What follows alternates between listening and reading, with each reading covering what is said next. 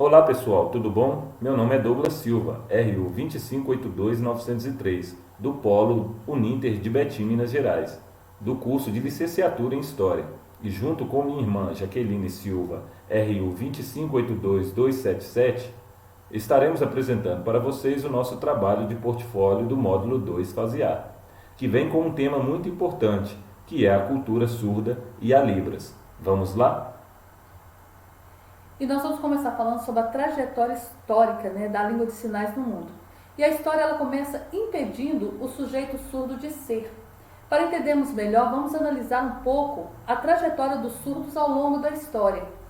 Os surdos, eles foram maltratados, eles foram vítimas de extermínio e segregação, pois eles eram olhados pela sociedade como uma aberração.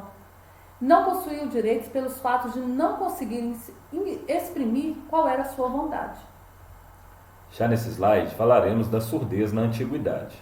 A surdez foi por muito tempo vista como um problema filosófico, social e também religioso. Vemos que ao longo da história foram sacrificados, jogados dos altos rochedos, rejeitados e também abandonados nas praças públicas. Os surdos não eram considerados seres humanos, taxados muitas das vezes como incompetentes. Na Turquia, serviam como bobos, e a Igreja Católica os considerava como punição aos pais, e que não tinham almas. Somente na Idade Moderna que surgiram as primeiras preocupações com a educação dos surdos. Nós vemos ainda que na Idade Média, para eles os surdos não tinham acesso à salvação. Paulo, na Epístola aos Romanos, cita que a fé provém do ouvir e ouvir a palavra de Cristo. A sua alma não era imortal, porque eles não tinham como receber e dizer os sacramentos. Direitos legais não eram assegurados aos surdos. No final do século V teve início da educação, porém uma educação preceptora e institucionalizada para surdos de famílias nobres, que aprendiam o ensino da fala, leitura e escrita, e esses tinham direito à herança. Até o século XII não podiam se casar. Até o século XV havia a crença de que o surdo era uma pessoa primitiva, que não poderia ser educado. Eles viviam à margem de uma sociedade e não tinham direitos assegurados. A primeira língua de sinais foi desenvolvida pelo abade francês Charles Michel de Lépierre, por volta do ano de 1755. Esse foi um marco definitivo para que as línguas de sinais pudessem ser difundidas no âmbito de diversas sociedades do mundo afora. O reconhecimento da mesma como idioma legítimo de determinada comunidade, porém, nem sempre foi algo fácil de se alcançar. Nesse próximo slide, nós vamos falar um pouquinho sobre o Congresso de Milão. Apesar do nome, o Congresso de Milão foi, na verdade, a primeira conferência internacional de educadores de surdos. Nesse congresso participou mais de 160 educadores e especialistas, que se reuniram entre os dias 6 e 11 de setembro do ano de 1880 para discutir quais seriam os rumos da educação das pessoas surdas. Esse grupo de pessoas, eles eram na maioria ouvintes. Era uma época onde se acreditava na superioridade da língua falada, e eles consideravam que as línguas de sinais seriam um retrocesso na evolução da linguagem. Durante o congresso foram ouvidos 12 especialistas no assunto, e apenas 3 se manifestaram a favor do uso das línguas gestuais como a melhor forma de educar e inserir as pessoas surdas na sociedade. E os impactos do Congresso de Milão, eles foram terríveis para a comunidade surda em todo o mundo. Estima-se que já na primeira década após o Congresso de Milão, o ensino das línguas de sinais já estava quase que completamente erradicado das escolas. E privados da língua de sinais, crianças surdas do mundo inteiro deixavam as escolas com qualificação e comunicação inferiores às demais. E apenas 100 anos depois, iniciou-se um árduo processo de rejeição das resoluções que foram feitas no Congresso de Milão. E a reestruturação da educação das pessoas surdas somente aconteceu em julho de 2010, no 21º Congresso Internacional de Educação de Surdos, que foi sediado no Canadá. E ali houve uma votação formal e todas as 8 resoluções do Congresso de Milão foram rejeitadas. No próximo slide falaremos da cultura surda. A cultura surda é o conjunto de características que tornam uma pessoa parte da comunidade surda ou de um povo surdo. permitida principalmente pelo uso da língua de sinais. Logo, a cultura surda é colocada em oposição à cultura ouvinte, ou seja, o modo de ser e de se comunicar que é característico das pessoas que ouvem. Os surdos, por norma, são utilizadores de uma comunicação espaço-visual como principal meio de conhecer o mundo em substituição à audição e à fala, e podem ter ainda uma cultura característica.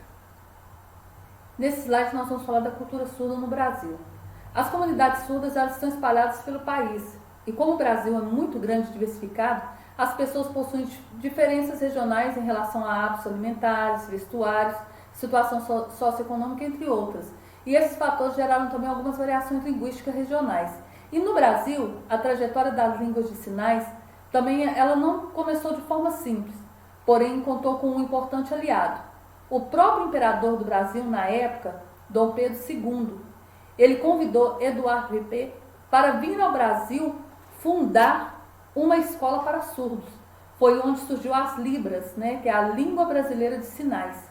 Ela foi criada a partir de uma mistura da língua de sinais franceses com gestos que já são utilizados por surdos brasileiros. Agora falaremos dos ouvintes e a Libra. São inúmeras as vantagens que o ouvinte tem em aprender a Libra.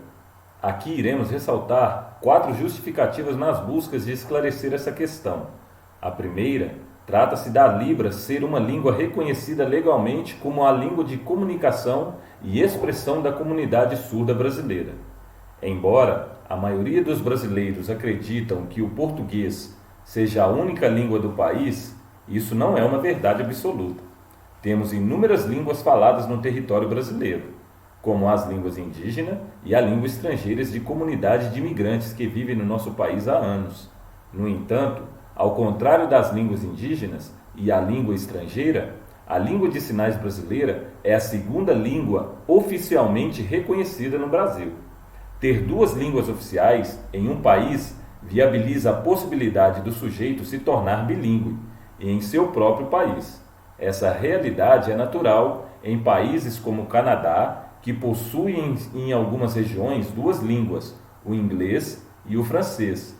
Nessas regiões, as pessoas comunicam-se em 2 línguas naturalmente em suas interações sociais.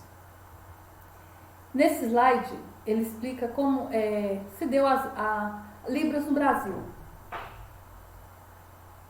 Ela foi oficialmente reconhecida no dia 24 de abril de 2002, sob a Lei nº 10.436 do ano de 2002. E ela foi regulamentada em 22 de dezembro de 2005 pelo Decreto número 5.625. Libras é a sigla da Língua Brasileira de Sinais. É a língua oficial da comunidade surda brasileira.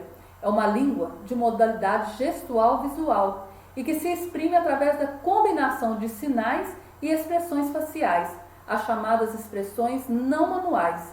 Os sinais utilizados substituem as palavras de uma língua de modalidade oral-auditiva.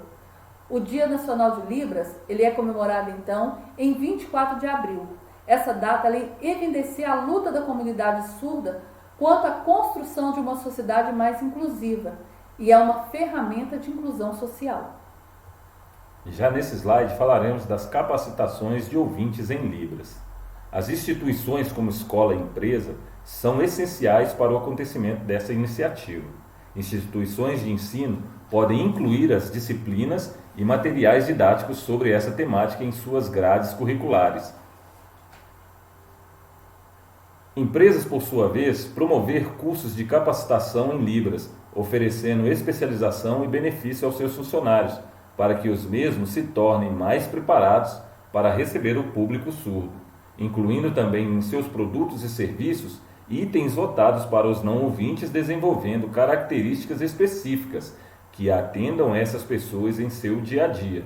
Afinal, elas também são consumidoras como qualquer outra. E aqui estão os nossos nomes, na língua de sinais: Jaqueline e Douglas. Aqui agora nós vamos falar de experiências locais bem-sucedidas com Libras em Betim.